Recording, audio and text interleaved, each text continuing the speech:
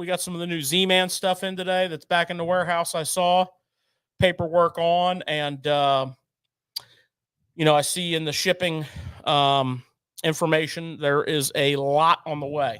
Mm-hmm. I believe that tomorrow the new Vanfords land. Yeah, that's exciting. I believe they're going to be here tomorrow. Looking at tracking information, they have been allocated, so the numbers are cut about. They're cut pretty back on what we actually got, but we got a lot. Mm-hmm. We got a lot, but we didn't get the mother load. So I think the new Vanfords land tomorrow. So next week we'll break that down for you, and there's just a lot of stuff every day. There's something landing from iCast. So without getting too crazy on that, we want to get into some product tonight. Yeah. That is, for various reasons. And one of them is a Swimbait. This is like Swimbait Revolution Part 2. And, there's a ton of interest in swimbaits, a lot of interest in swimbaits. We've never seen this kind of interest in swimbaits ever. Mm-hmm. It's a big topic here at the shop. It's a big deal. So we're doing our best to, constantly bring you more and more swim baits.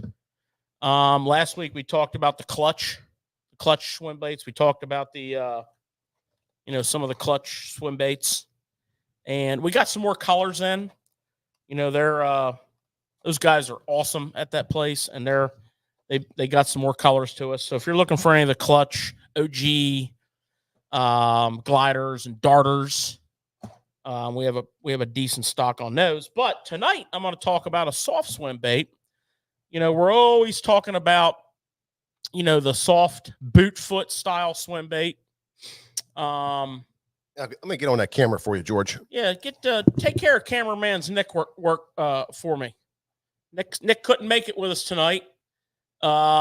He had an opportunity to go fishing in New York, and we're like, you better go to New York. So we have another nice boot foot, about a 6-inch bait. And it's not necessarily new, but it's getting a lot of press, and a lot of people are interested in it. And here at the shop, we're selling a lot of them. And this is called the Whale from 6 Cents.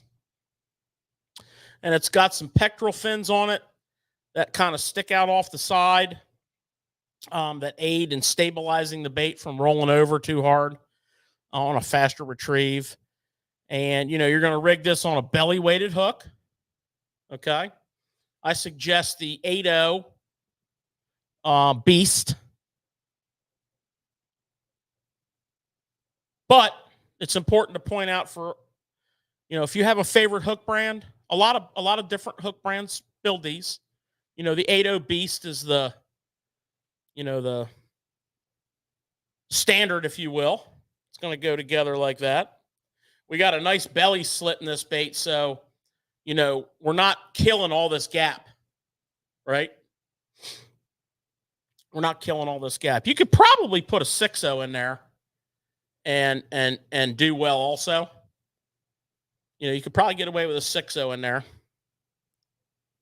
But the 8.0 is probably the standard. So that's the Whale. We got some different colors in that. That color is called Pro Blue. That's Pro Blue. It's got that holographic flake in it. The gray, the silver belly. This color here is called Platinum White.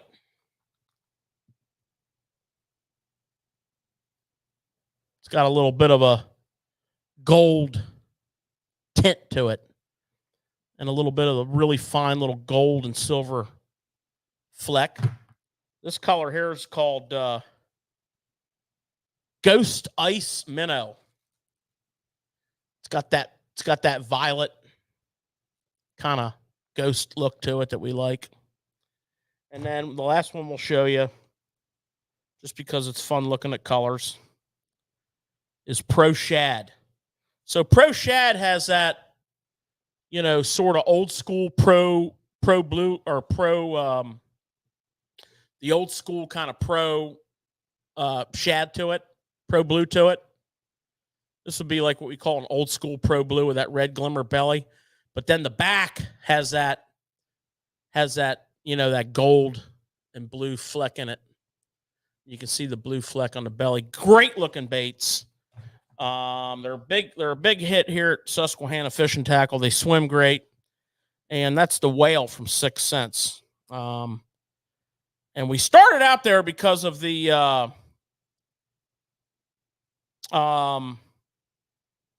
you know, the interest in swim baits. And so we figured we'd start there. Now, the other thing that's getting a lot of craziness here is obviously forward-facing sonar. Minnow fishing has become the rage. I mean, you got to get your minnow game strong. You got to be dialed in, you know, and you're wanting to get that sort of horizontal fall, that sort of hang time. So this, and I'm going to show you 3 different styles. This is the Horizon Head. There's the weed guard, single strand. You'll notice the lead is coming back on the shaft. That's to help displace that lead back farther to aid in that balance. 90-degree eye. Okay, you always want the 90-degree eye. And the LG stands for large gap. See, that's got the wide gap on it. Okay, so that's the Horizon Head LG weedless. And then obviously the same thing would be the Horizon Head LG, obviously without the weed guard. The weedless version is the most expensive version at $7.59 for a pack of 4. The nice thing about these is you don't lose a lot of them because you're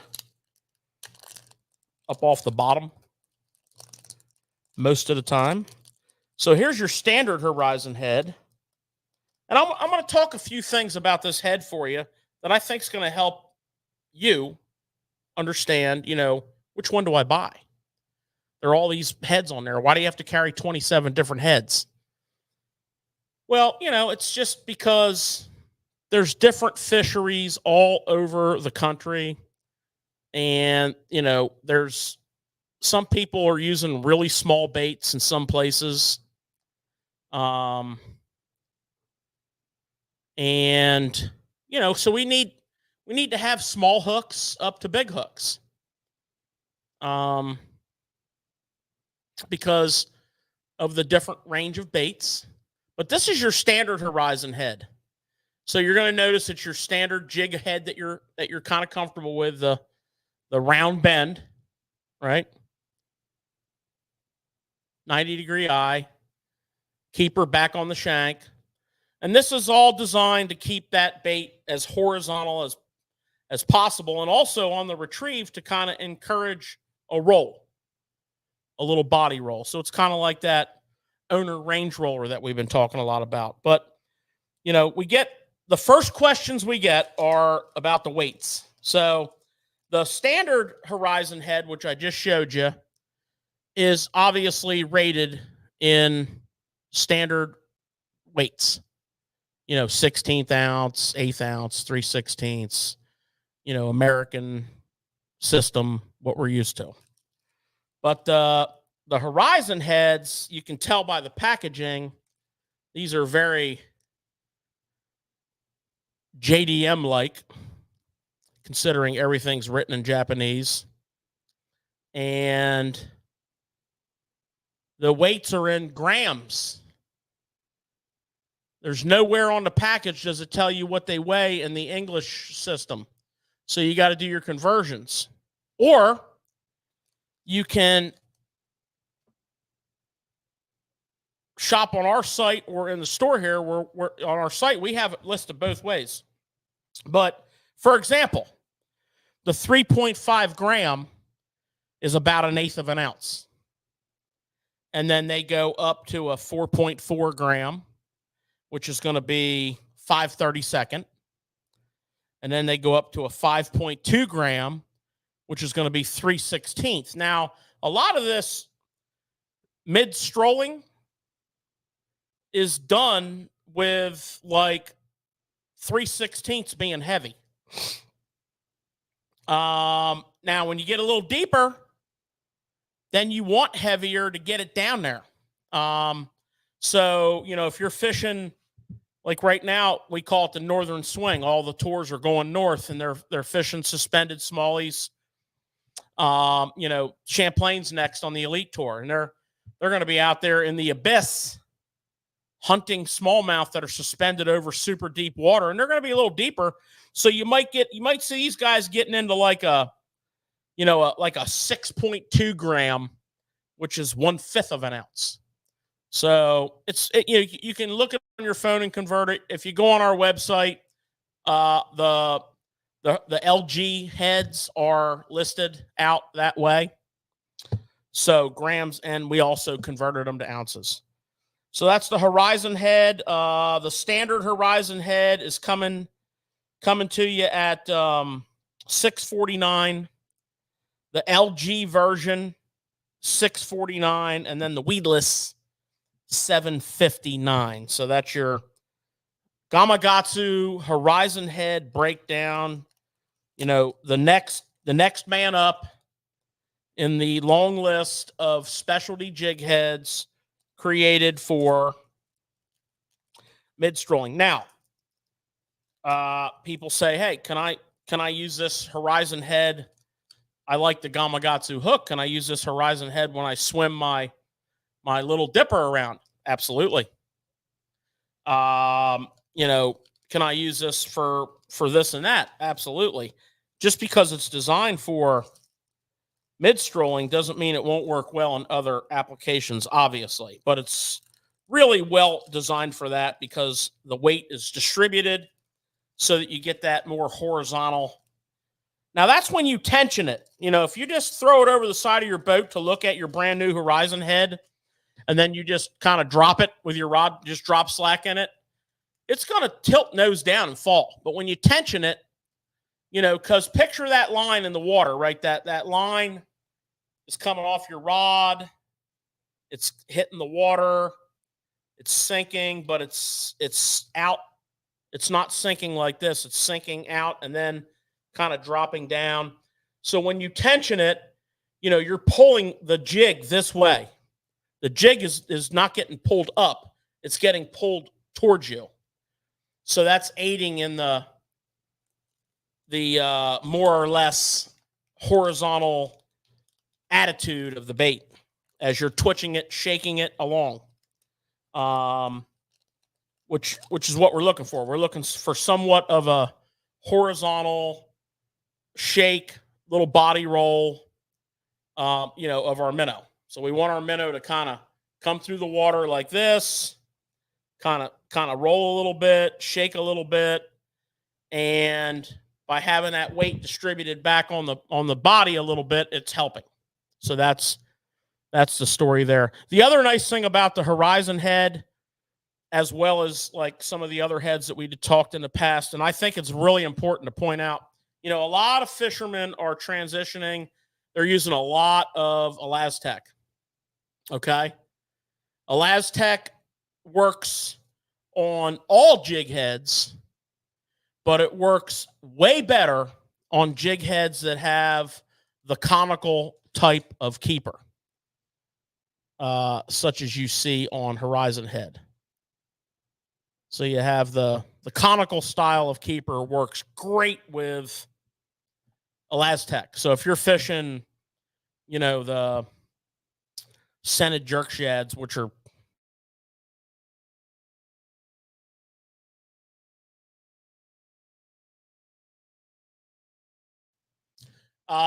so that is your Horizon head. Oh, and I should mention each of those three styles is available in hook sizes 1/0, 2/0, and 3/0.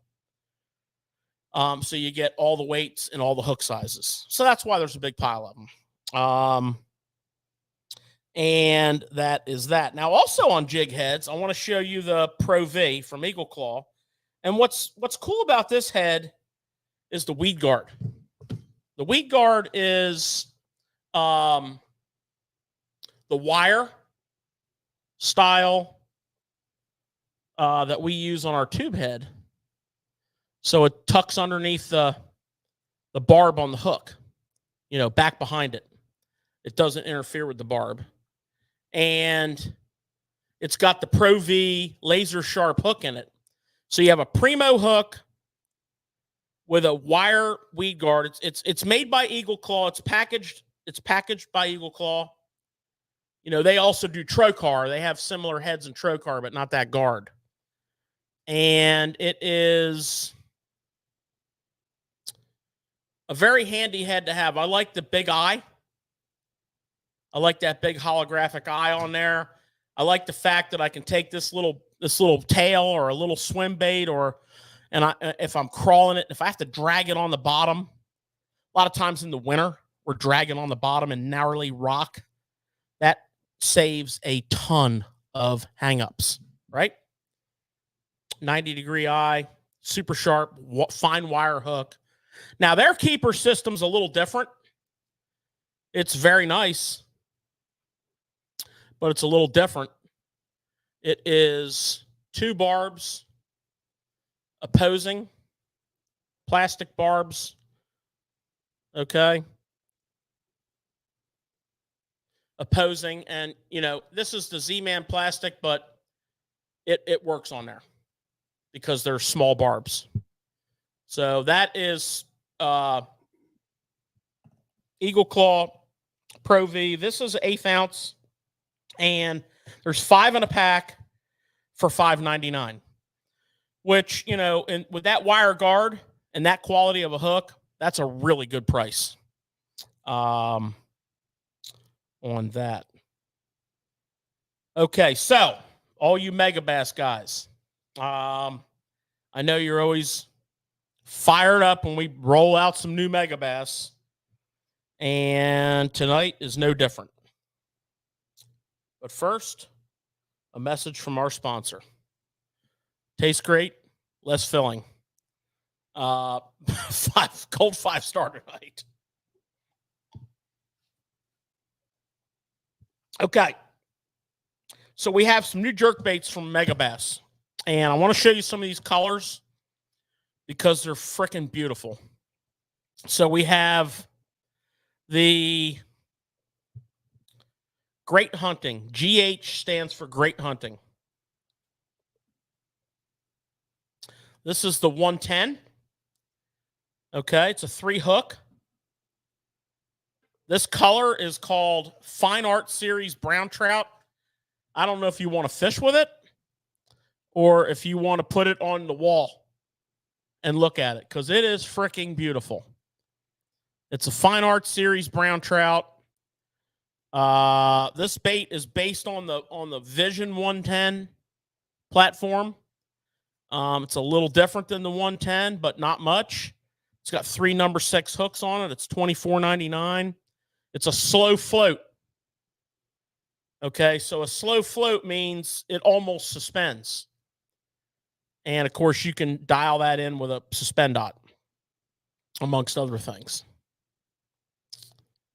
So this color here is Fine Art Brown Trout.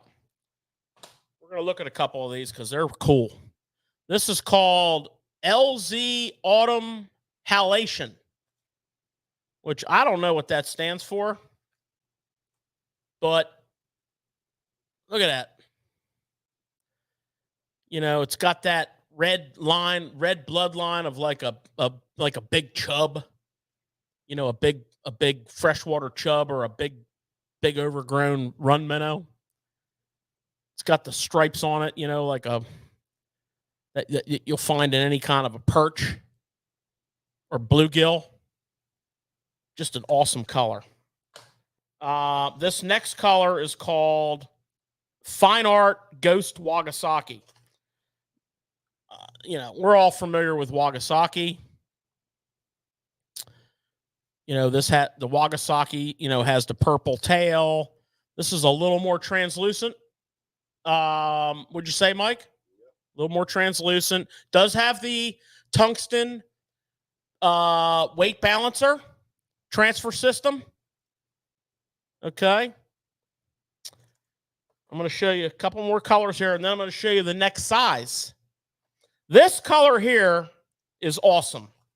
This color here is called Frozen Black PT. So it's a matte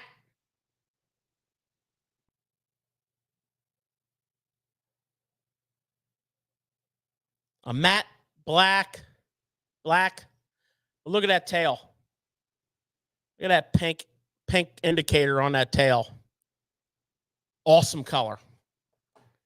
And then next up is this is another cool color. This is called GC Wagasaki CH. So very metallic side.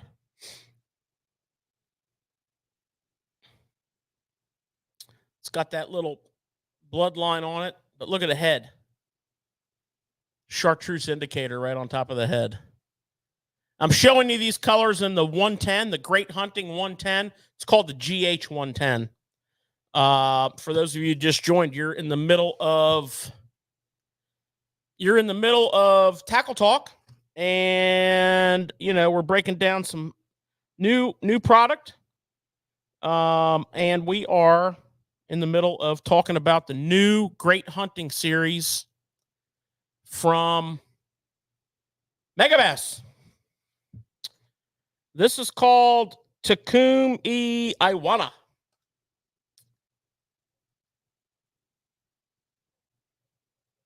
Takumi Iwana. There's your perch. There's your bluegill.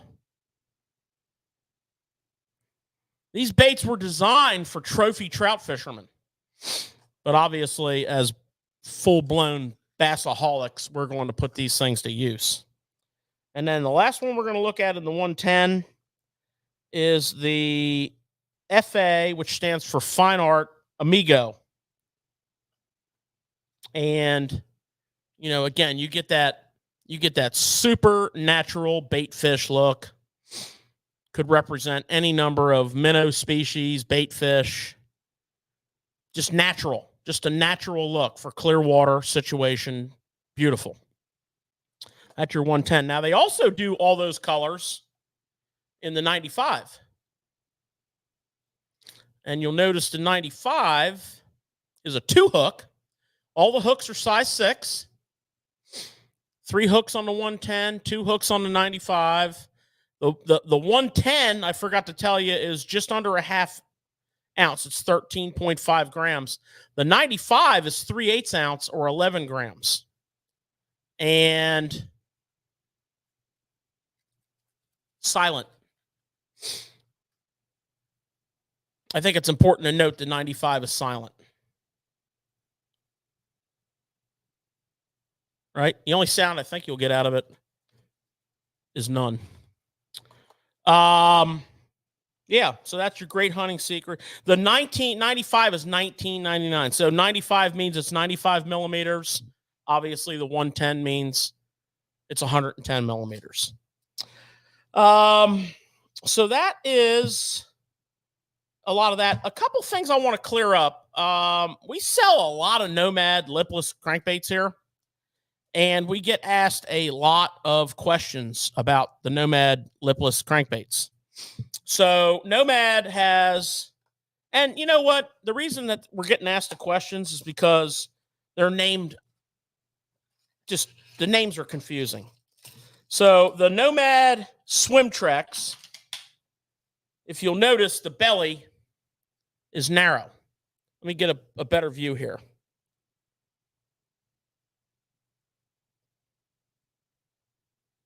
So you'll see the head is wider than the belly.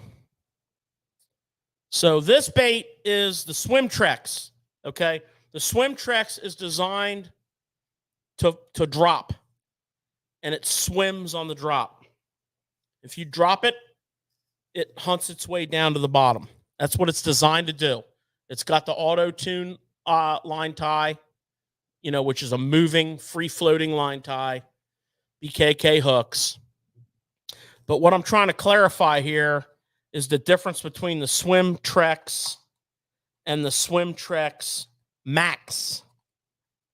The Max is designed for winding. And yes, we have talked about this in the past, but we're getting a lot of questions about it. And some people are buying the wrong baits. So you'll notice the Max is the opposite. It's more narrow across the back and wider on the bottom. This is designed for winding. So this is your retrieval bait in the Swimtrex series. There's the rattle. It's a little different rattle than the other one, which you can see side by side. They're the opposite. One's for dropping, one's for winding. Swimtrex Max for winding, Swimtrex for, and that's where the confusion comes in.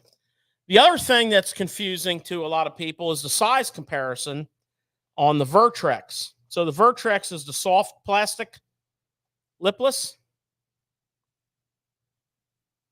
Comes in two sizes. The 75 and the 95.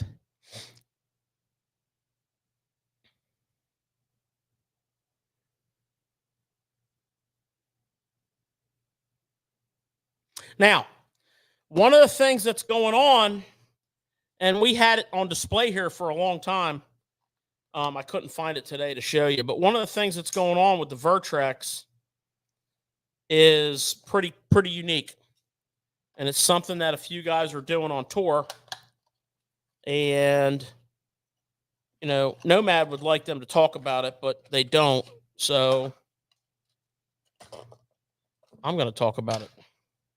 So the Vertrex is covered in a soft material. This whole thing is soft, but it's hard, heavy weight. This one right here is the 95 is, I want to say it's 4/5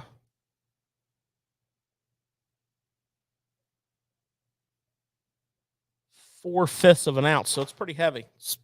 It's a little more than 3/4. Beautiful paint job. But this is getting used a lot as a yo-yo bait. It's getting used a lot as a rip it through the grass bait. Take this hook off. Take this hook off. Take this split ring off. Take your pliers, bend the line tie a quarter turn. Now you can run your line through the line tie, and this can be free sliding on your line and tie a hook on the back.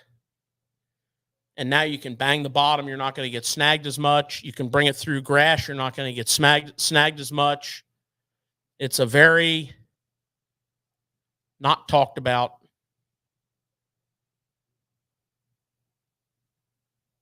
It's not talked about. Take this hook off. Take this hook off. Take that split ring off. Turn it. Turn it. And free slide it and yo-yo it. This bait acts like a rattle trap. It's silent, and it's got that soft coating on it. It fishes great. You can cast it a country mile. I mean, you can launch this thing. If you're chasing schoolers, which we're going to be doing a lot of chasing schoolers. BKK hooks are very sharp.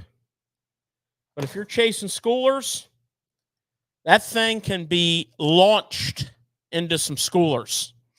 And that is the difference between the Swimtrex, which is the yo-yo, and the Swimtrex Max, which is the winder, and then the Vertrex sizes, and then the Vertrex Secret. Don't tell anybody. And, big time shipment of riser baits came in today. I know a couple weeks ago we told you that. They gone. But the big time load came in today. Every color, and lots of them. So let the riser bait buying frenzy begin. The great hunting Megabass are not on the website because they have been allocated. The quantities are small. The most we have of any one color is a dozen. And they'll probably be up next week, but for the most part, they'll probably be gone by the time they're up. But yeah. Couple of questions. All right. Why is the bait coated in soft plastic? Well, it's a silent bait. It actually comes from the saltwater market. So this thing in the bigger sizes is a redfish and a striper killer. That's what it was designed for. So it's a lipless bait that's unlike any other. It's got that vinyl, or I don't know if vinyl's the right word. PVC. I don't know if that's the right word. Tough plastic. Tough. So it's got that. As far as why it has to be, I'm not saying it has to be. I'm saying that's how they made it, and guess what? It works. Probably it's different sound and different vibration, and well, it's silent, and what happens on a hard bait, a silent hard bait, makes a ton of noise with the hooks banging off the bait. This makes no hook noise. Yeah, and that modification, we'll talk about it when it gets cold. It's not cold right now. You can probably see me and Mike are sweating like we're outside digging a ditch in the parking lot because we got all these lights turned on. It's hot. Frickin' lights. But anyways, getting back to that, when it gets cold out, we'll start yo-yoing. And when we yo-yo, especially in a nasty environment, if think about being a blade bait fisherman, a silver buddy fisherman, yo-yo on a trap, take all them hooks off the bottom and put one treble hook on the back and lightly stick the point in the back on that free slide. I'm sure some of you can see where I'm going with this. Okay. And the max for winding, the regular swim treks for yo-yoing, when you drop it, it literally hunts down like this. It winds all. It's awesome. So wanted to clarify that. Those are some bona fide baits from Nomad. Yeah, absolutely. Another question here, George. I think it's relevant to Tackle Talk. What's up with Terminator? They're gone. They're gone. They've been terminated. So what's happening with Terminator is, Rapala bought Terminator. Terminator, you guys all know they started small shop in Oklahoma, but Rapala bought them. The big thing for Terminator was the titanium wired spinnerbait. That was a big deal. Mm-hmm. Okay. Yeah. And, it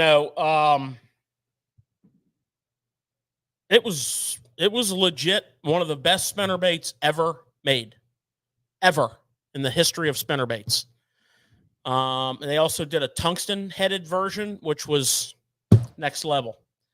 But, the source for that titanium for them, their maker was no longer going to make baits for them. And to resource it, they were just ridiculously expensive. So they had to abandon ship on that. And, Terminator just became another spinnerbait and another jig company, because if you took away that titanium, they made a spinnerbait, which was all right. Let's face it, it wasn't great. No. It wasn't bad. Yeah. But it wasn't great. Right. And they made a jig, couple different jigs that were all right. Yeah. But they weren't great. Yep. And, you can tell by sales. And so they're actually, what they're doing is they're moving that brand into VMC. So you're going to start seeing the VMC Redline series. Okay. So it's going to be a spinnerbait, and it's going to be the Redline hook. It's going to be the jigs, and they're going to have the Redline hook. Mm-hmm. So that's why it's going to be called the Redline series. And, they look great, and they'll probably fish great, and they'll probably get, some traction, and they might even be, who knows, they might even end up in this shop someday. Yeah. But that's the story on Terminator. They have been terminated, and they have been renamed VMC Redline. Right? Yep. Speaking of titanium frame spinnerbaits, Picasso is releasing a titanium frame spinnerbait, and it looks fabulous. Yeah. And it is not a tunable titanium. It is a tie it in a knot and it snaps back straight titanium. Yeah. And they'll be here soon. So get ready. And the price isn't bad. What I tell you, they're $15.99. Yeah. Something Price like is like spot on for titanium. Yeah. And they'll be here soon. We'll have some Picasso. Yeah, that's exciting. And we'll break them down on the show here for you. That's real exciting because if it has anything to do with like the old Terminator ones. Oh yeah. Yeah. Yeah. That's a real deal spinner. I have a tungsten Terminator hanging on my computer monitor on my desk from a tournament I fished on Champlain, and I won practice with that spinnerbait. It was awesome. Yeah, of course. It didn't work a damn during the tournament, but man, it was bad to the bone in practice. So I hung it on the monitor just to remind me of that trip because it looks like it was drugged behind the truck the whole ways home. The other thing is, burning the spinner baits, that thing with the tungsten head held the water real good, and you could catch a boatload of fish on it and not have to worry about that arm breaking, and it was, I remember when Jimmy Houston was with them and I think even Bill Dance was with them or whatever, and they brought that thing out and had all that hype and stuff. And boy, when that thing hit the market, it was like crazy good. I mean, I still fish tungsten, titanium Terminators. Well, I remember I literally still, what do I have? Like about 5 of them left? Well, I remember when you were sponsored by them. As a matter of fact, that's your claim to fame. You're in their catalog. Well, I'm just saying the 2005 Terminator catalog is a spectacular piece. If you're ever looking for some light reading. Yeah. But the thing about it is, we were using so many of them, and you were just like, this is the blade. This is the blade I'm using. This is what I'm using. I had a patch on my vest. Yeah, you did. Yeah, you did. I had my patch sewed on my vest, and they gave me a hat. Yeah. And you were. They didn't give me any money. Let's not get it twisted. But they gave you a boatload of spinnerbaits. They gave me about 5,000 spinnerbaits. Yeah. And I still think you got a box of them things somewhere. Maybe I do, and maybe I don't. I know. I think you do. All I'm saying is, you're keeping that to yourself. Every once in a while, when we're fishing, I got one tied on. And I noticed on my spinnerbait rack, there's a few of them hanging on there, so they might be confiscated. Well, I mean, possession's 9/10 of the law. You just have to go to the box and pull some other ones out. I hate to play this card on national television with this massive audience, but your boat is in my garage. Yeah. So I wouldn't be talking too much shit. Yeah, I know. Because that code to that door could be changed. Yeah. Right out. Hey, how's this for a deal? He parks his boat in my garage and I can use it whenever I want. Now, that don't suck. I mean, I got a 20-foot jet boat completely pimped out at my disposal. Matter of fact, I use it more than he does. So you can park for free. Yeah, sort of. Yeah. So there you have it. Tackle Talk. Another great session at Tackle Talk. I got some cool stuff for next week too. Yeah. I got some new Z-Man baits for next week. Yeah, I saw that. I saw you had a couple boxes back there. And we're going to talk about that next week. And the one bait I'm going to be talking about is so multi-purpose. I was not going to stock it until I saw it demonstrated in the water at ICAST. And I said, well, that ship has sailed. It's coming in. So we'll talk about that next week and more. We love talking Tackle Talk with you. We get a tremendous amount of positive feedback. listen, if you think Tackle Talk is too much, if you're not happy with it, we welcome feedback. Mhm. I mean, that's how we get better. Yeah. But we like to have this segment, and we kind of run about this time frame. We went a little longer because you all had a couple questions for us, which we love questions. Mm-hmm. So hopefully everybody likes Tackle Talk, and oh yeah, everybody loves it. It's fun. It's great. It's good for everybody. So there you go. What else you got in the book of knowledge over there, George? 57.7 million people went fishing in 2023. 57.7 in 2023. And 3/4 of them were on my spot. Okay, let's just go with that. All right, so 57.7 divided by 3/4 is a lot. Yeah. 57.7 million people went fishing. A lot of people. 2023. Now that number is up 25% over the previous 10 years. Really? So, we had a giant bump during the COVID year. Yeah. And we had a decent retention the following year. Not a lot of people tried it because they were home with government checks. But a lot of people also stayed with it because they liked it. Families. We saw tons of families in here. Big time. We had a whole program for families. We're like, trained our guys up. You see a family come through. You see a mom come through that door that looks like, I don't know what's going on. Red carpet. Get on it. Make it happen. Show them how to tie knots. Show them how to, because, we had an opportunity to introduce new people to fishing, especially youth. Yeah. We've seen more kids get involved in fishing and families since COVID than we've ever seen in all 30-something years of business. Yeah. Every day, there's Yeah. several families a day that come in that want to go fishing, and that's a result of this. That's where this number's coming from. Yeah. 57 point. Not to mention our fisheries are all better. Overall, our fisheries are better, salt and fresh. And a big part of that is your people that are lobbying for you in D.C., the ASA. And I would strongly urge you all to jump on their website, become active. They'll send you out all these situations where your voice can be heard with your member of the Senate or Congress, and they have pre-written letters that you can sign and you can send, and it's boom, boom, boom, done. But that's what's going on.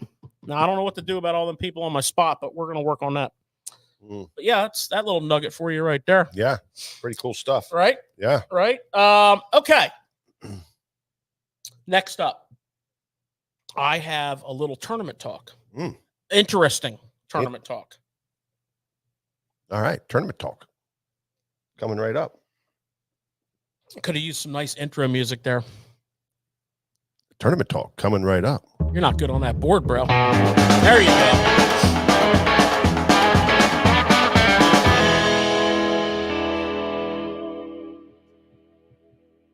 Yeah. There's Mike Reinhold checking in with us. For all you guys who've been popping in the shop lately, Mike Reinhold has been helping us out here. Excellent addition to our staff here at Susquehanna Fishing Tackle. We've been headhunting him for a while. We have. We've been telling him for years, when you're ready to get out and retire, we're going to hire you right after that. Mike's a great guy. He's great with the fishermen and the kayak world. Super awesome guy when it comes to that. But also just the kids and all the things he does with all the local charities and just unbelievable stuff this man does. And not to mention job security at the local prop shop. Yeah, right. I mean, he's got that local prop shop working overtime sometimes. Yep. Well, Glad to have Mike on board here. He's quite an asset to the company, and you guys who haven't met him yet, come on in. And Mike's always quick to share a good story and a tip. Yeah, not only that, he's a Or freaking two. hammer fisherman. Oh yeah. I mean, he's a hammer fisherman. Not only Oh yeah. that. Oh yeah. All right. So what do you got for us, George? Well, you know, we had a big event on our home body of water last week. We had last week on the Susquehanna River. We had the Bassmaster Yamaha Right Waters kayak tournament on our river here, the Susquehanna River. And what was interesting about it was they come back every year because the fishing is so good. Yeah. But what was interesting about we've had, you know, a lot of drought this year. Yeah. And our river's been really low. And that's not necessarily a bad thing. But if you can get a little rise under those circumstances, usually speaking, things go crazy. You can take it to the bank that you should call in sick. Yeah. You should not be working. If you look at your river gauge and you see a little, even a half-foot rise. Yeah. 6-inch rise, literally. If that's coming down the river and you see when it's going to get in the area where you want to fish, you don't want to be working that day. Yeah. Because it's generally speaking a boom for fishing, and it lasts a couple days. And it's not a bad thing when it goes back down either. But you're going to have a lot of change. So guess what? All the kayak people come into town, and we wanted them to have a great experience. So we were like, this is great timing on the rise. Yeah. Right. Yeah. They had a nice little bump, not too crazy, but nice little bump of water. Well, no, it was perfect. Yeah. Could have been a touch more, but you know what? You got to be careful what you ask for in those regards. Yeah. Sometimes we ask for a little rise and we get a 9-foot rise. Yeah. Yeah. But anyways, they had a nice little bump. They had 220 kayaks. Unbelievable.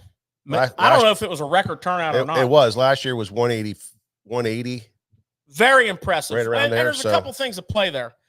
You know, these kayak guys that fish these tournaments, and girls, they circle this one on the calendar. This one gets circled on the calendar. Okay. Yeah. Because the Susquehanna River's that good. Well, it's funny because we get them in from Tennessee, from Florida, from North Carolina, South Carolina. They stop here first and then go up to the river. There was a guy in here from Texas. Yeah, and you talk to those guys, and they're like, you know what?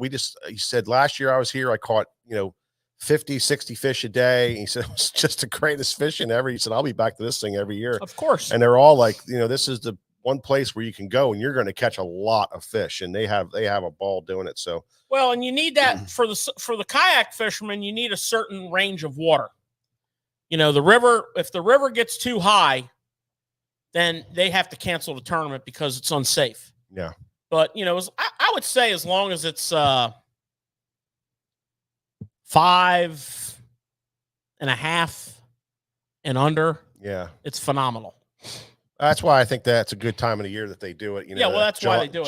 July, August, drier months. Now, here's the other interesting thing about the river, and I'm kind of setting this up because the people that won this thing are not locals. Yeah. Okay. They have some knowledge on this river because they come fish every year, but I'm setting this up. So picture that little bump. It's a little bit of dirty water with that, right? So the north branch of the river was coming in, bringing the water, and it gets dirty. So the east side of the river was a little dirtier than the west side. And then day one of the tournament, partway through the day, that you start to see the drop. And along with that, the water clears up. Now, it was already clear. Don't get me wrong.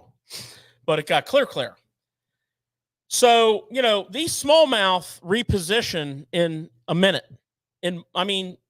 We've literally seen them pull into an area on a rise. Mm-hmm. We've seen the rising water coming up in front of our eyes, and the fish pull into an area that we're at. Mm-hmm. It works both ways. And that is what happened in this tournament. So day one, they just caught these amazing, the gentleman that was leading the tournament, blew the thing out of the water. It was awesome. I didn't write down his measurement. They do inches, but he whacked them.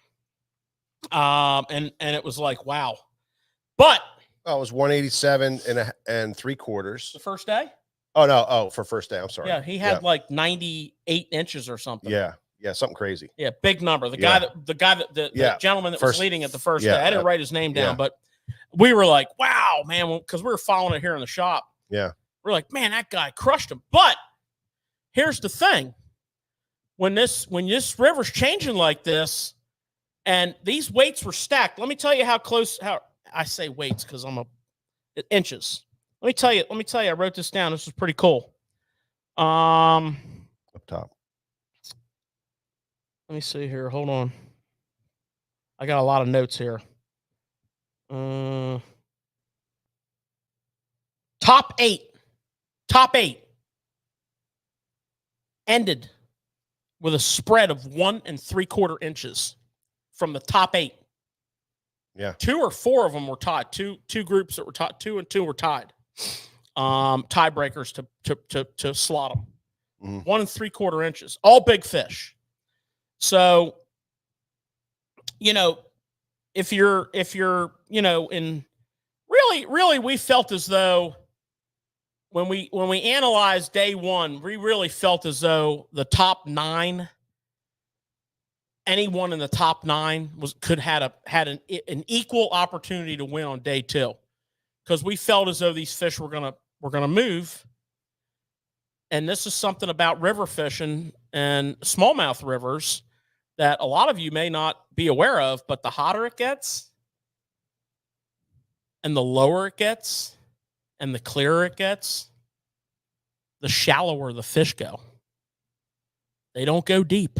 I'm sure some of them do, but the big hunters. So these fish are hunters. They're big. The big fish are solo hunters, and they're up in the shallows where they can stalk crayfish and anything else that happens along their way. They're primarily feeding on big crayfish, but everything else is fair game because they're big. They're big badasses. Mm-hmm. So these guys and girls, because Christine Fisher was second, they went shallow and they were throwing big stuff. They were throwing, a lot of top water, and of course the whopper plopper. They should put a wing on the local hospital here for as many whopper ploppers that have been sold on the river.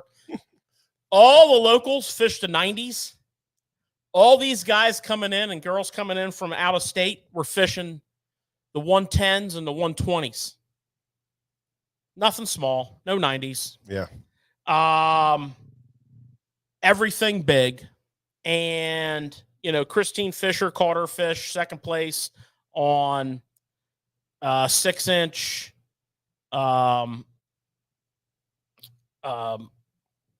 Berkeley version of the Nemesis. Berkeley version of the mag draft. Yeah. And a glide bait. And third place, local guy, third place, hometown hero, right? Mm-hmm. Mickey Forscht. I probably said that wrong, but you know what? That's okay. All he threw was that big Chapo, the 120, and a Boogerman buzzbait. Yep. The guy that won it, buzzbait and topwater. Yeah. So very interesting to see this tournament. Well, it also the guy who won it came from way behind. Well, yeah, because everything changed. Yeah, and Mickey was in 13th or 14th after day 1, and he ended up in 3rd. So he got a big ass trophy too, didn't he? Oh yeah, beautiful thing. And he made a big move. Also, so a lot, like you said, we thought the top 9 or so had a shot at winning, but it went all the way down to third. I think the guy who won was in 15th. First and second place, Ewing Minor. Yeah. Who won it? So this Ewing Minor's a college angler. He's won several Hobie Bassmaster Open tournaments. Wow. And he's fishing the college Strike King National Championship next month on Hartwell. Wow. So he's a seasoned angler Yeah. for his age, and he fishes this river once a year. He's only been on it a couple times. Mm. And it's like I come back every year. Yeah. And the last time he was on this river, same conditions. Yeah. Guess what? He remembered. Mhm. He relocated the fish. It took him a while to adapt to that rise in the water. Yeah. And then by the time he figured it out, they were moving. Yeah. To where he found them the next day. Yeah. So hats off to all the kayak anglers who came into this river, which can be a little tricky. It's tricky catching the big ones, not tricky catching fish. No, but, figuring out 5 of them real big ones every day. You know what? If you're a kayak angler and you want to take a weekend fishing trip, come to the Susquehanna River this weekend. Yeah, and freaking love it. You will catch. I mean, 50 fish a day is nothing. Yeah, yeah. I talked to a guy caught 100 on a Juniata Sunday, I think it was. Or they're just out there like piranhas. Yeah. So I recommend, if you want to check out this river, if you're from out of town, if you're looking for something to do. Yeah. And I mean, if you're a kayak fisherman, this is our perfect conditions right now. It's a really special place. And we have we're really lucky to have it. Several hundred miles of it for you. So yeah, you know, those 57.7 million people won't be in your way. So congratulations to Ewing Miner, Christine Fisher, and Mickey Forst for their first, second, and third place finishes. Congratulations to all the kayak anglers for all the fish you caught. I mean, the scoreboard was like, I mean, it was must-watch TV. Yeah, it was awesome. You know, it was interesting to watch mag drafts, glide baits, big top waters play. And, yeah, time to go. Yeah, absolutely. Time to go. Let's go. Yep. So that's what I got for you, Mike, on the tournament talk. Well, I mean, that's good stuff right there. I love it. Yeah, and the other thing I was thinking about, Mike, the other day was line. Yeah. You know, we get asked all the time. Well, I was going to say that because when you said about the line, the questions that we get constant, it's never ending all the time. And you know, we have so many great choices today. We have phenomenal braids. Mm-hmm. We have sinking braids. You know, we have phenomenal fluorocarbons. Mm-hmm. We have, you know, awesome copolymers and monofilaments. So we're going to break down a few things about line and, you know, which situation to use which line as a guideline. The other cool thing about all the lines we have, you can build your style around line, or you can build line around your style. I mean, you know, for example, the trend is to fish braid on a spinning rod to a leader. Mm-hmm. That's the overwhelming trend in not just bass fishing. Well, Mike and I went for fishing for redfish yesterday, big bull reds, and we were fishing spinning rods with braid to a leader. Yeah. And what's nice about that is, you know, you can take that same setup and you can adjust it like that for different environments. So let's say we just got done talking about smallmouth fishing. Mm-hmm. So let's say you're out on the Susquehanna River and you're twitching a fluke, which is a deadly technique right now on shade lines, you know, and you're making bomb cast. It's nice to have that braid to help with that hook set on the end of that bomb cast if you're using a spinning rod. Yeah. But you need a leader. So, you know, a lot of times in that clear water, we'll fish an 8-pound test leader. You know, the other thing about line that we need to realize, particularly quality fluorocarbon, the strength is like ridiculous. I mean, this fluorocarbon is so strong and abrasion resistant and withstands so much abuse. Mm-hmm. I mean, we catch some giant fish on like 30-pound leader and fish that just beat that stuff to death. It's almost like you never break a fish off.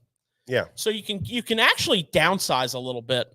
But what's nice about that braid on that spinning rod, for example, is maybe the next weekend you're going to go fish some tidal water and you're going to want to drop shot some docks. You're probably not going to want to do that on 8-pound test leader.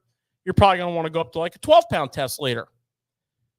I mean, if your whole reel is spooled with 8, and now you almost got to strip that reel halfway empty and top it off with 12. That's a waste of good line. It's expensive. So that's one aspect of it. Of course, the other aspect of it is performance. That braid to fluoro spinning rod performance is, like the sensitivity of braid. Well, the sensitivity, the hook sets, the diameter, the sink rate, the castability, the distance you get out of it if you need it. That no stretch on that hook set. Did we say that? Yeah. So, that is what we're talking about line. Line, the way we fish has evolved and changed as lines have changed. A couple weeks ago on the show, we talked about the sinking braid from Sunline. And now we have braids that are, sinking. We've had a limited availability at sinking braids in the past, but now they're becoming more mainstream. Daiwa's launching a sinking braid. Sunline has an amazing sinking braid, and the diameters are real small. So for this, mid-strolling, drop shotting, finesse fishing techniques, small diameters rule. And the benefit of what braid gives you, at the same time. Right. Yeah. So right. You can present those types of baits better, with the sinking braid and better than the regular floating braid. Right. Sam, All Might. Yep, that's it. All Might. Thank you. Yep. You knew I was struggling with that, didn't you? I was going to keep that a secret. So with braid, George, that combination on that spinning. Yeah. So with braid is, and this is kind of going to the guys that say, well, what kind of line do you put on? Can you take a braid and put it on all your rods and fish braided line on all your rods for all the techniques? Absolutely. You can. Some people do. Now, I like to make an argument for there is a lot of situations where I don't like braid. Yeah. So now there's going to be a lot of people that this is just me again, building your system around the line. And I don't want to talk about what other people do. I want to say to you, with braid, what are your top things that you will use braid for, and what rods will you put it on for sure? All right. So in my bass fishing is all I'm going to talk about. Yeah. So my number one is frogging. I'm a big frogaholic. I try to fish a frog from, May until November. What pound are you throwing that on? 65. 65 braid. 65 braid is all I throw a frog on. I never go less than 65. And I don't really see an advantage to going less than 65. Now, for those of you who are not like totally dialed in your braid, and 65 sounds like a big number, it just happens to be 65. The diameter is like, it's less than 20. Oh, yeah. It's 17, 18-pound diameter. So if I was to say to you, would you fish your frog on 17-pound line? You would say, oh, no. Well, okay. 65 braid is that diameter. So think of braid in the terms of diameter, not necessarily the number it breaks at. So frogging, definitely 65. And then punching. So punching, frogging's going to be, for me, is going to be a 7.2 heavy X-Pride or a 7-foot heavy MBR Loomis. Those are my two favorite frog rods. And then you use that braid for punching.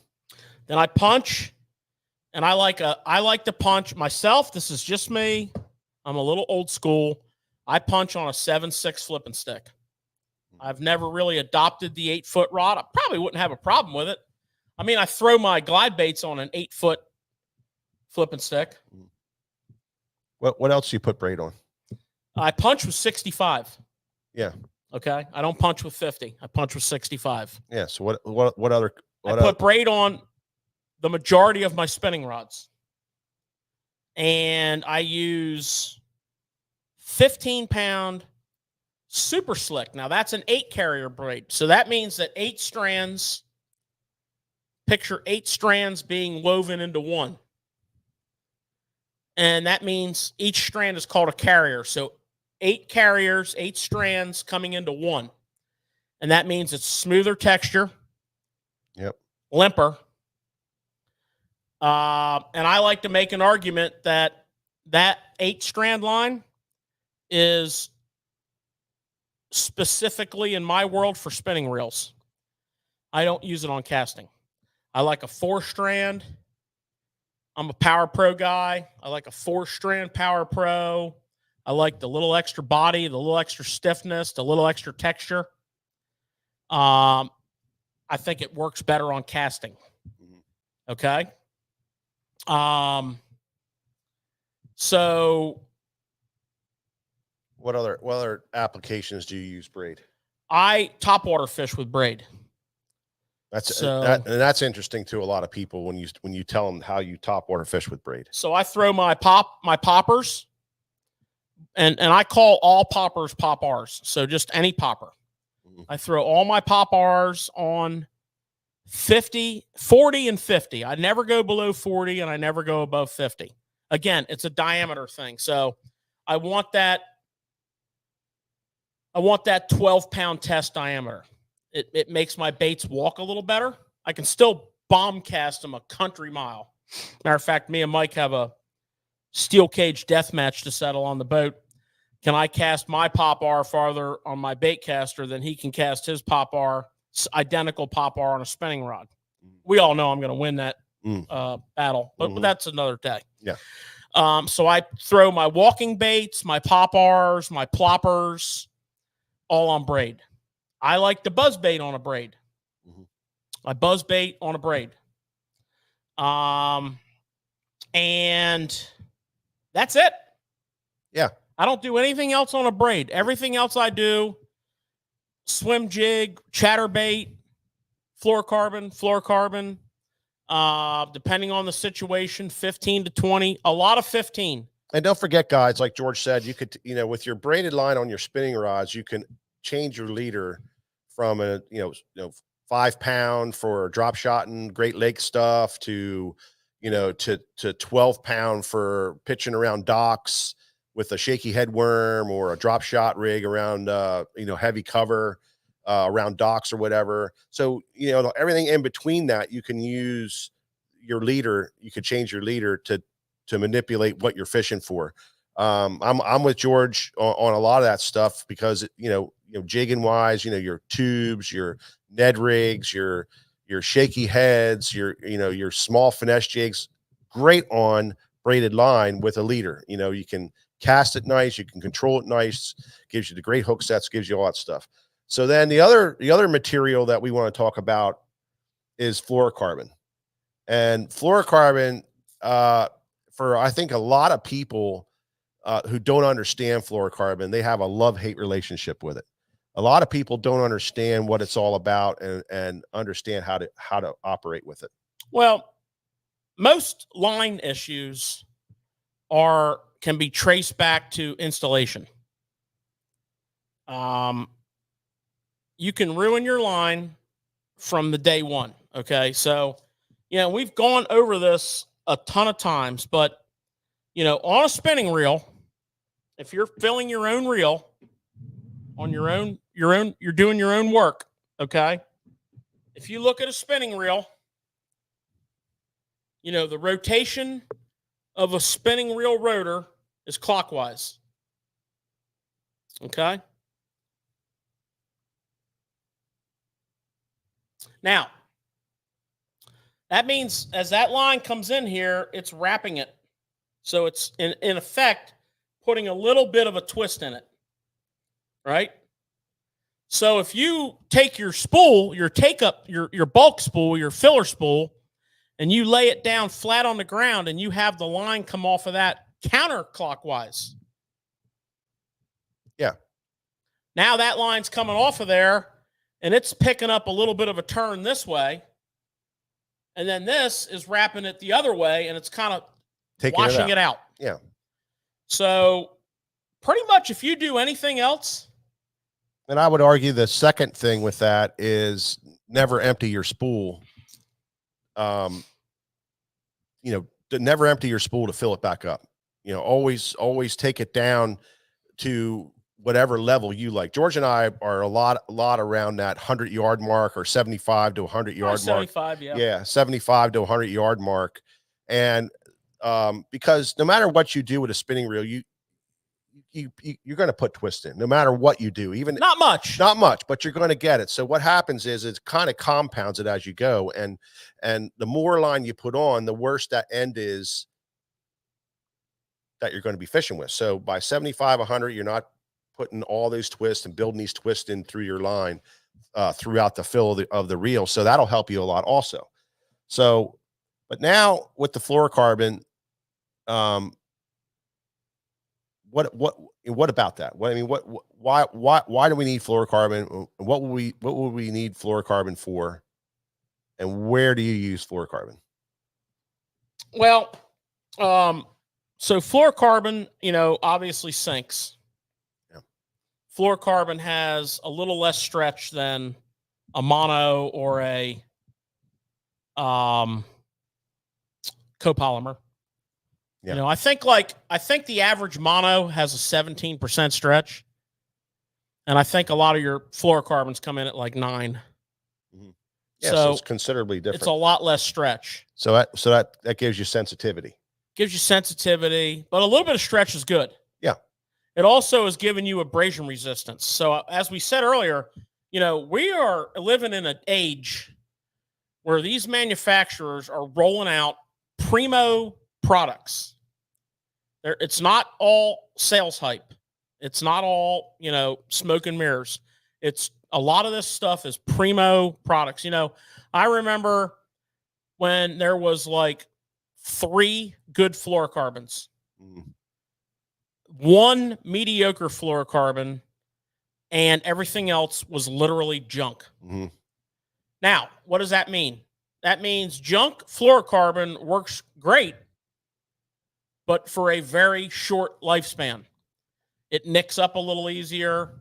A lot of it will like fracture and like peel like a banana.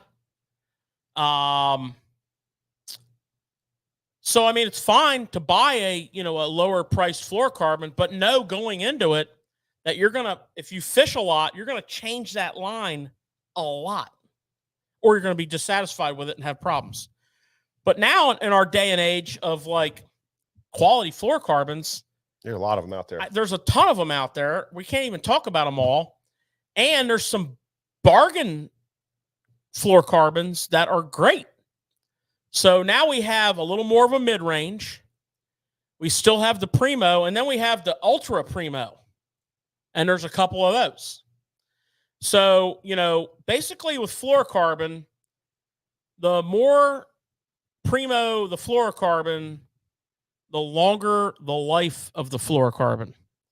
And what I mean by that is I'm filling my reel up with a line that has all the best qualities, from abrasion resistant to as little memory as can be, to diameter, to all the things you want. Mm-hmm. But it's such a high quality fluorocarbon that doesn't break down. If I don't need it because it got too low on the spool from like breaking off and retying and what have you, I can fish it until I need it. I don't need, I don't really need to change it on a regular basis. There's You know, it doesn't need to be done. And that's where we're at in today's world. So, you know, the fluorocarbon, if you're fishing leaders on spinning rods, you know, and you have a spool of 200-yard spool of fluorocarbon, you're good for a while. Yeah. You know, Yeah, considering you're putting on a 8 to 15 foot leader. Now on winding reels, on winding baits. So like chatterbait, swim jig, spinnerbait, you know, those baits are getting in harm's way. They're, you know, by their definition, you're dragging them through trees, rocks, you know, tidal water guy, you're getting around barnacles, you know, old industrial wreck, rebar, concrete, you know, just gnarly. Yeah. So, you know, generally we size up to overcome the damage that's going to occur, especially if you hook a fish around a boat dock and he's around the piling and there's barnacles on it, or, you know, it's rough. So, you know, so I'm going to ask you the same question on this. Where and what rod combinations and for what are you using fluorocarbon for? So I fluorocarbon almost exclusively swim jig, chatterbait, and spinnerbait. And I fish a ton of 15. Now, when I get into some gnarly cover, I jump it up a little bit. Now, some manufacturers have like a 16. Some of them have don't have a 15. I noticed too, a 14. 15 fluorocarbon on your workhorse rod, that that is doing exactly what George is saying. 15 covers a lot of that stuff, you know. It really does. And even if you wanted to use it for dragging a jig, a football jig, or dragging a jig around, or dragging if you like to fish a bait caster on with a shaky head or a Texas rig or something, that 15 works really nice for that. So 15s are really good. Don't you see that as being a really good all around size? Yeah, I flip a lot of jigs on a 15, you know, not into heavy cover, but right. Like, I'm just talking standard I utility. fish like a 3/8 and a ½ ounce jig around sparse cover with a 15. I fish all my finesse jigs on a 15's just kind of, and some manufacturers that might be a 14. Right. And some manufacturers that might be a 16. Sure. But that's a number, you know, that I use on a lot of applications. And then I go to a 20 when I do the same stuff in gnarly cover. Heavy cover. Now, when I was really hardcore tournament guy, I fished almost all 20. And you know, just insurance policy. Now that I have backed down on the tournament situation to, you know, 5 or 6, 7 events a year, I'm fishing a lot more 15. I'm realizing, maybe I should be fishing a lot more 15 back then. Yeah. I mean, you know, the 15 allows your baits to work a little bit differently. It's more of a finesse-y kind of a feel with those baits, and gives them, you know, your casting a little bit nicer. The way it comes through the water, a little bit different, and it's finesse-y. So we're seeing a lot of guys on the big tours, you know, fishing a lot of 15-pound tests just for that, because of all the pressure that these fish are getting. So yeah, we're seeing a lot more of that. So give me another technique that you use. Fluorocarbon? Straight fluorocarbon. So so what we're talking about now is straight fluorocarbon on your reels. No, you know, and there was a question here too about backing. We, like George and I, back everything, but especially our braided line gets totally backed all the time. Braid line, you have to have a backing on and anchor your braid to the backing. But also on our fluorocarbon reels, we put a backing on and are spooling up on top of that. So go ahead. The backing concept on the fluorocarbon is economical. Yeah. That bottom third to half of a spool on lighter line is never going to see the light of day. Yeah. Now on heavier line, you're going to back it a little less. Yeah. You know, you want, like most bait casters with 20, you don't have to back to back it at all, because you're only going to get 80 yards on it. Yeah, exactly. But you know, I look at the yardage on the spool and I'm like, okay, it's a 200-yard spool. I'm going to get 2 reels out of it. Yeah. And then I do my backing accordingly. Right. And you know, so I'm saving money and I'm keeping my Primo fluoro in use. So, you know, my situation is, just recap it real quick: spinnerbait, chatterbait, swim jig. Right. And a lot of that's done on the same rod, Mike. I'm a real utilitarian rod guy. I fish a 7.2 medium heavy. I fish a 7-foot medium heavy fast, 7.2 medium heavy extra fast, 7-foot medium heavy fast, for like swim jig, spinnerbait, chatterbait. They're all interchangeable. Mm-hmm. When I get into that rod's nice. It's kind of like a Swiss Army knife. When I get into some unusual situations, like I like to skip boat docks and shade lines with a frog, I use the medium heavy for that because it's better skipping rod. And I'll just unscrew the reel on there that has the fluorocarbon and screw the reel on that has the braid. Okay. Now my spinning rods, I do keep a couple of spinning rods straight fluoro. And that is an old school thing. And it's a shallow water thing. And depending on the situation, I like that. You know, I definitely feel like you almost have to have a rod or two with straight fluorocarbon for shallow water presentations. Especially for me, it's more of the cold water thing.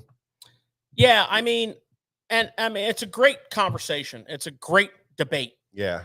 I mean, I could literally say you could go either way, but like if I was a new fisherman, yeah, and I was fishing with experienced anglers who were bringing me up, and I was learning and I was eating it up, that might not be true for me.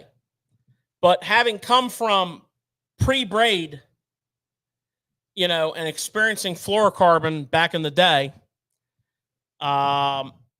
you know, you get used to that. And there are a few benefits to, in shallow water, to not having that braid. But we're nitpicking at that point because we've been doing it the other way. Right. And, you know, we both keep a couple like that. Yeah. So that one there, exactly. we'll call a fielder's choice. Yeah. Now,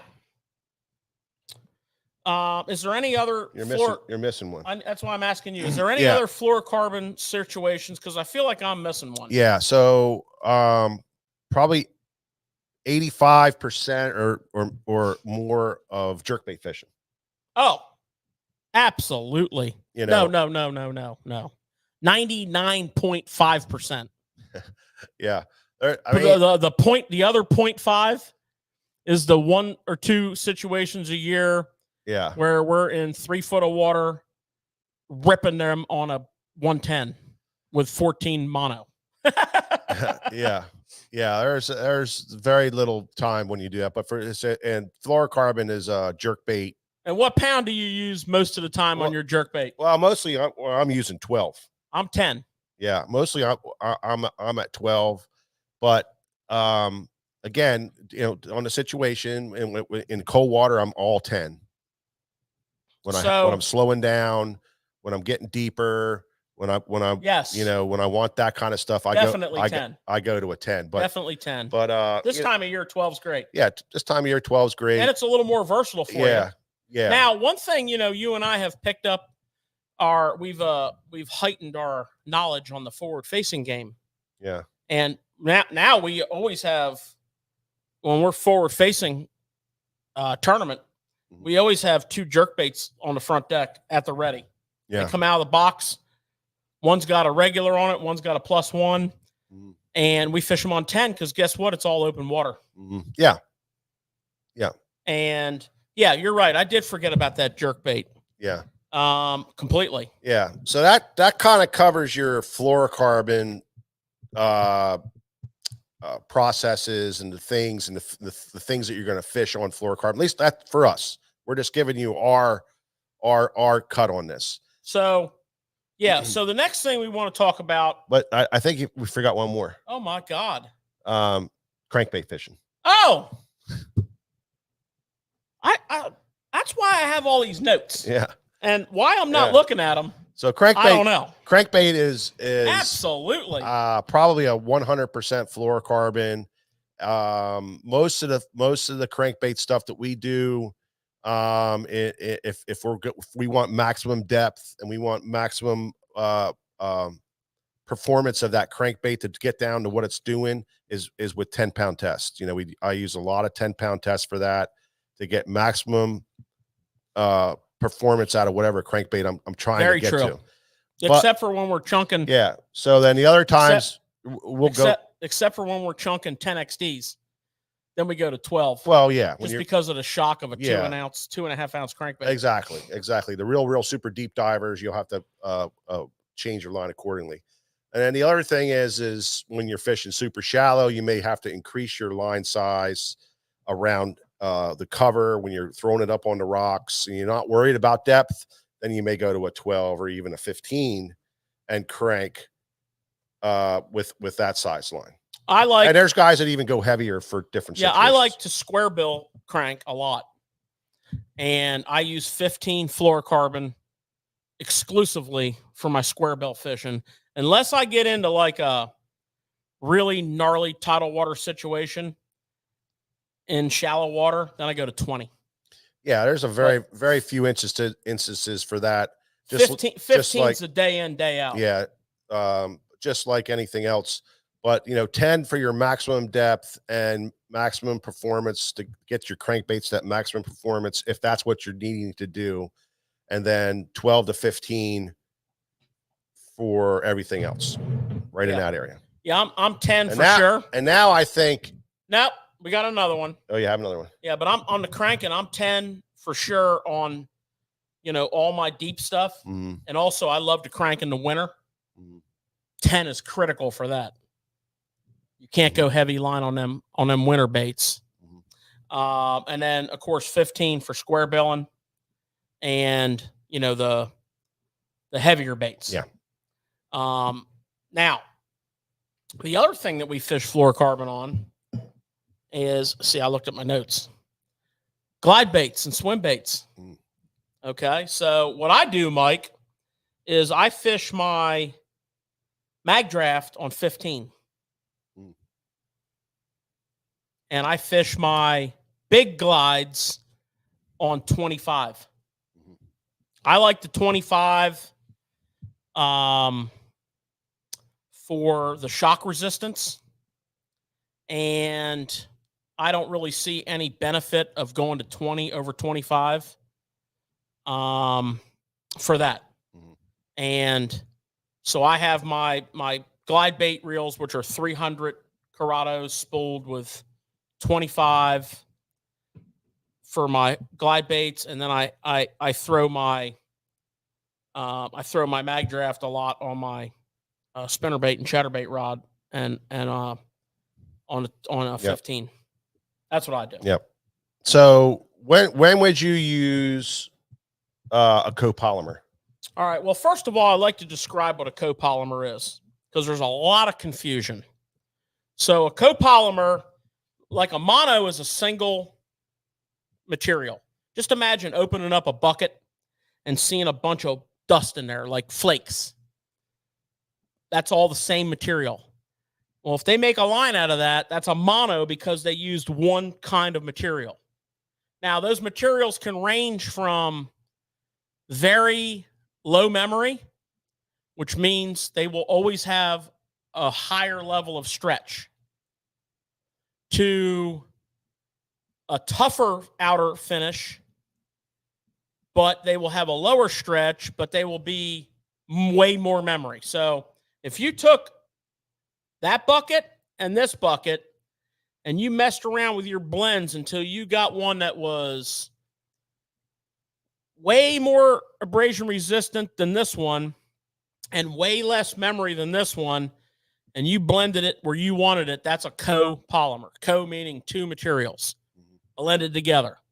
So that is, you know, it's their mono material. The materials are mono, but they're mono blended, so it's a copolymer. So that is like the best of both worlds. So if you're and one of the number one places to use that is in top water. Yeah. Okay. If it has a tendency to float for a long time, which makes your top waters work better. You know, and in my top water days of fishing, I'm a big top water guy. Told you I really like the braid. Well, I alternate. So like I did like a year with mono, and then I did a year with braid to compare, and then I did it back to the mono again. Only this time, the first time I did copolymer for a year, 14, really liked it. Then I went back to my braid, really liked it. Then I put a mono on, 14, a lot more memory.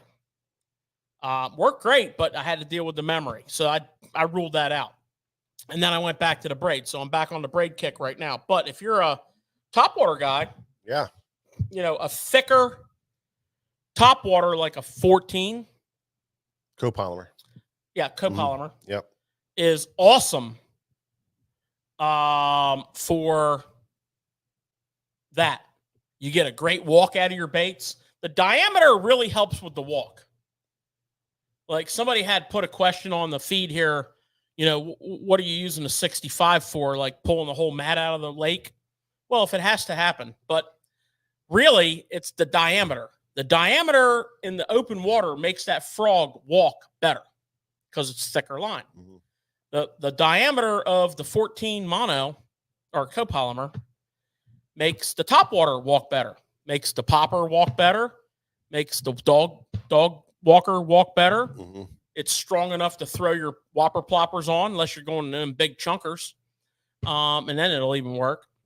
And it's got a little different feel to it. If you're coming from the braid world, you know, don't put it on fish one day and say, "Oh, I hate this." You know, try to get used to it. Okay. Yeah, there's definitely a place for copolymer in the top water world for sure. Oh, absolutely. For sure. Absolutely. Now, you know, Mike, if you go back not that long ago, you know, we didn't have fluoro. Yeah. We didn't have braid. Right. All we used was mono. Yeah. We were Berkeley big game freaks. Yeah. And we caught some fish, but you know, everything evolves and gets better. Yeah. And now we live in an age of all the lines that we discussed. Yeah. But I want to tell you a little trick on mono. And I alluded to it a few minutes ago. And it's happened to me a few times where I've gotten on a killer jerkbait bite. September is a miserable month in a lot of places. It can be very difficult. There's acres and acres of shad. The fish are just roaming. They're all over the place. And September can be tough. I like to go super shallow in September. I like to go, I'll go in the backs of the creeks and work my way out. And I always throw a jerkbait. I always have one ready. It's not like my go-to bait, but if I get on a nice bank that has a lot of bait on it and I can't get bit, I'm going to throw that jerkbait. Well, the problem is it's shallow. Now, my jerkbait's going to run 5-6 feet, 7 feet, 5-6 feet, right? Guess what? If I put it on 14 mono, it's going to run about 3 feet. And I've done it more than once. Yeah. We fish our beloved Susquehanna River a lot. Yeah. And September can be a little sketchy there sometimes. And they get on a lot of bait. And guess what?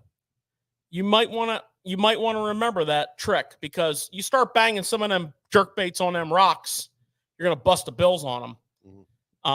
So take about half that running depth off of there with a 14 copolymer.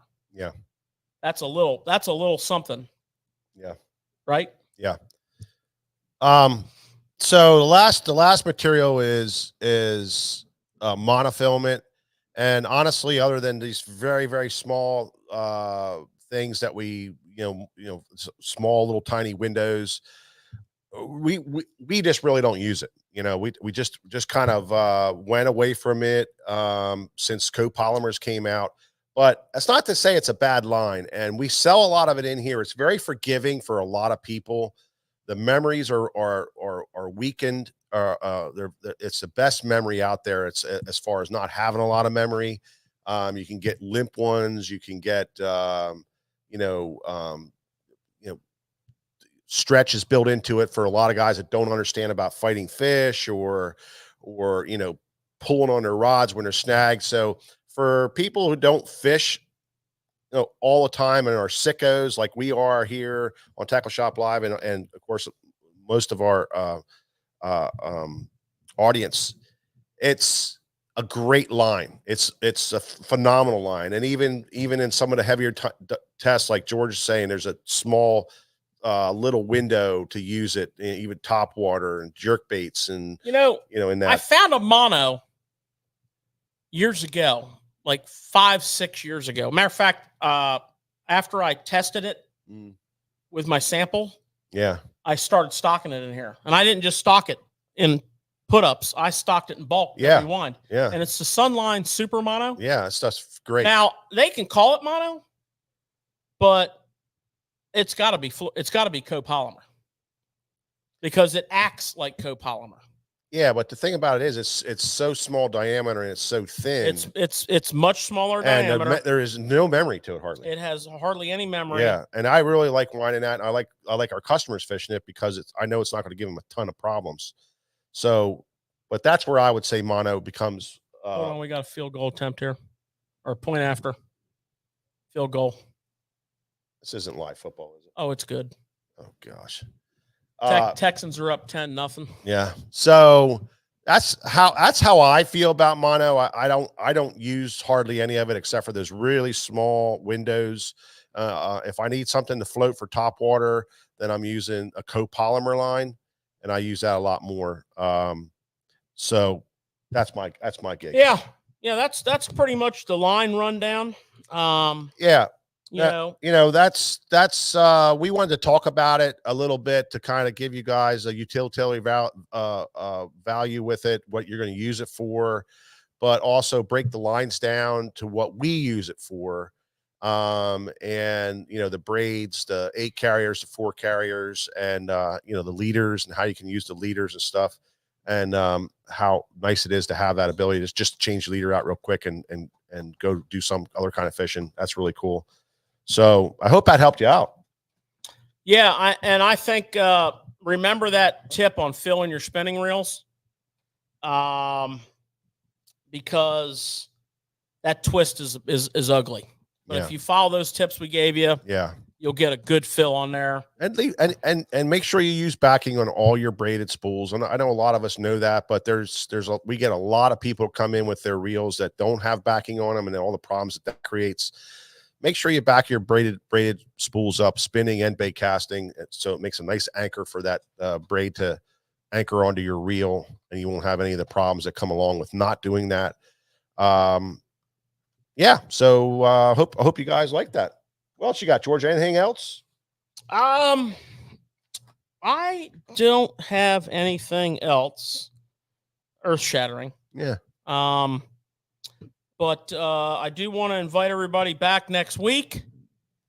We are going to have some great tackle talk. We are going to be talking about day 1 of the Elite Series event on Champlain. Yep. That's going to lead to some great conversation.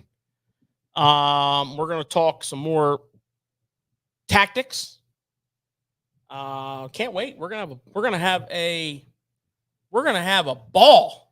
We're going to have a great time with it. We're going to have a ball next week. So come on in, join us. We can't wait for you to stop by again. Don't look for me the next 4 days, everybody. I'm going down to the Keys on a vacation with my wife, but I'm definitely going to get a little fishing in down there, and I'll let you guys know about that next week. And until next time, we'll catch you on the next Tackle Shop Live. Thanks for watching.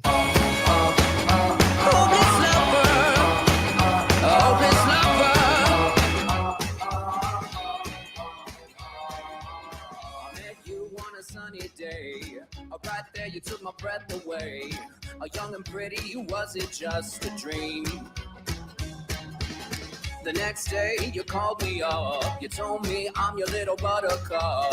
You came over and you fell into my arms. Well, I know what I feel. Please tell me your love is real.